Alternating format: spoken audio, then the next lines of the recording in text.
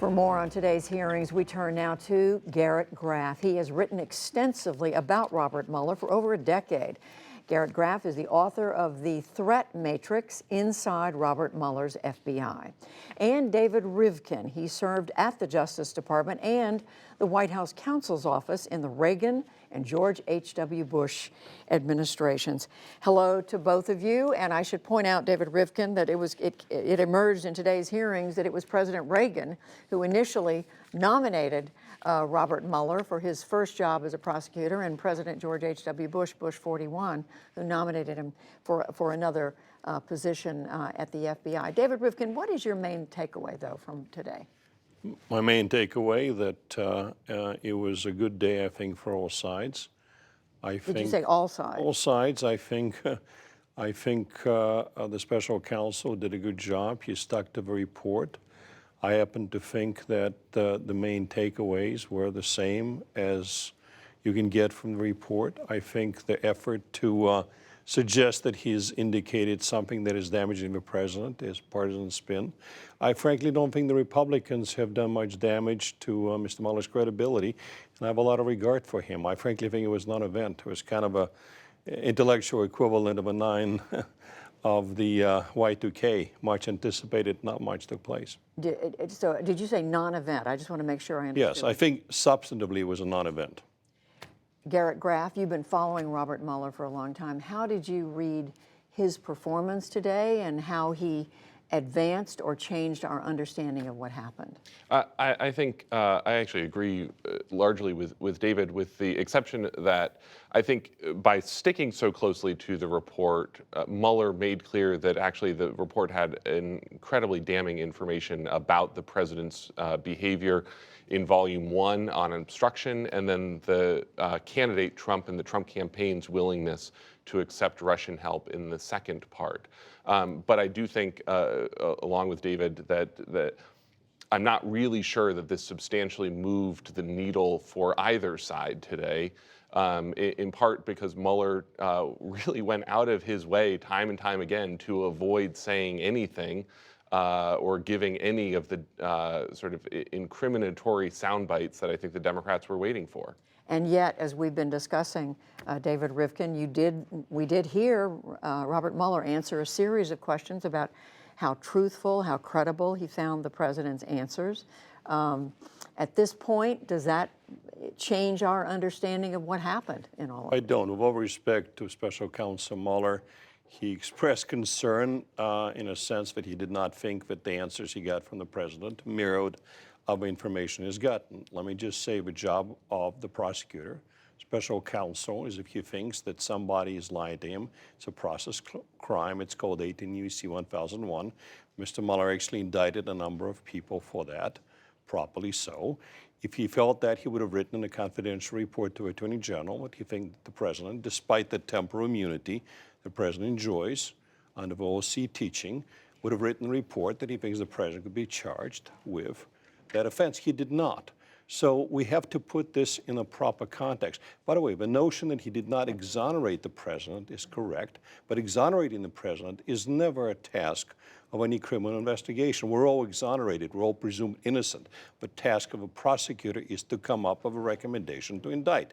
So I did not find it troubling. I find troubling is an effort to spin into something, which this is not. It is the case, Garrett Graff, that Robert Mueller made it very clear when he was asked, no, I have not exonerated the president. The Republicans later challenged him, in effect saying it's not your role to exonerate the president. But he made it very clear the president is still subject to prosecution potentially after he leaves office. Yes, and that Mueller, his investigation went out and gathered the facts, gathered the documents, gathered emails, gathered witness testimony to help make sure that that evidence would be preserved for the future for either Congress or a future prosecution of the president after he leaves office. Let me just cut in. It is absolutely correct that the president is not above the law. I've heard many times. The president is also not beneath the law. Okay? I don't know of any criminal investigation whose job it is to exonerate somebody. So the fact he's not exonerated, this is a very important due process. Let's get beyond partisanship here. It's a due process issue. Nobody in America is supposed to be exonerated by the government. The person is presumed to be innocent, including this president. Something I want you both to hear, and this is an excerpt from the hearing in which a member of Congress was asking the former special counsel. It had to do with the WikiLeaks. I want you to listen to this, and I'll ask you about it. Director Pompeo assessed WikiLeaks in one point as a hostile intelligence service. Given your law enforcement experience and your knowledge of what WikiLeaks did here and what they do generally, would you assess that to be accurate or something similar? How would you assess what WikiLeaks does? Absolutely, and they are currently under indictment. It's Julian Assange. But would it be fair to describe them as, you would agree with Mr. Director Pompeo, that's what he was when he made that remark, that it's a hostile intelligence service, correct? Yes. If we could put up slide 6. This just came out, WikiLeaks. I love WikiLeaks. Donald Trump, October 10th, 2016. This WikiLeaks stuff is unbelievable. It tells you the inner heart. You got to read it. Donald Trump, October 12th, 2016. This WikiLeaks is like a treasure trove. Donald Trump, October 31st, 2016. Boy, I love reading those WikiLeaks. Donald Trump, November 4th, 2016. Do any of those quotes disturb you, Mr. Director? I'm not certain I would say. How do you react to them? It's probably problematic is an understatement in terms of what it displays in terms of giving some, I don't know, hope or some boost to what is and should be illegal activity. So clearly, Garrett Graff, an attempt here to get the former special counsel to look at the president's praising what WikiLeaks was doing, which was information that had been stolen from Hillary Clinton. Yeah, I think this was as close as we got today to a raw personal opinion from Robert Mueller. You know, in almost all other instances, you know, he was pretty monosyllabic. You know, over 100 times he told people to go back to the report. This was a rare moment where you saw, I think, Robert Mueller's own personal feelings about how troubled he was by the president's behavior during the 2016 campaign. David Rivkin, trouble, but not enough to go beyond that and say the president. Not only not enough, it does not incriminate at all. Let me say for the record that I'm disgusted by many things WikiLeaks has done.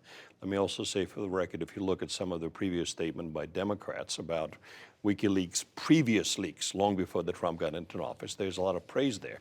But to me, there's something fundamentally wrong as a matter of process to do something that really is a critique of a president's personality, of president's policy statements, and wrap it into the context of criminal indictment. As a lawyer, I don't know of any legal argument why praising somebody doing bad things or illegal things can amount even to an element of an offense. Where do you go ahead, Garrett? If I can respond to that, though, I do think that there's a fair question in this about whether we should, you know, there's a question of what's legal, and that's part of this.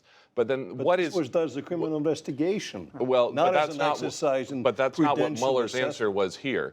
And I do think that there's a fair question of whether the president and elected leaders should be held to a higher moral and ethical standard in their behavior in terms of the behavior that we want to condone in our democratic system. I don't mind that criticism of the president. I very much mind as a lawyer and as an American citizen when this criticism comes in the context of a multi-year criminal and law enforcement investigation of a president. The context is wrong. The process is wrong. Where do you see this going from here, Garrett Graff? I mean, we've now had this long-awaited testimony. The former special counsel has spoken.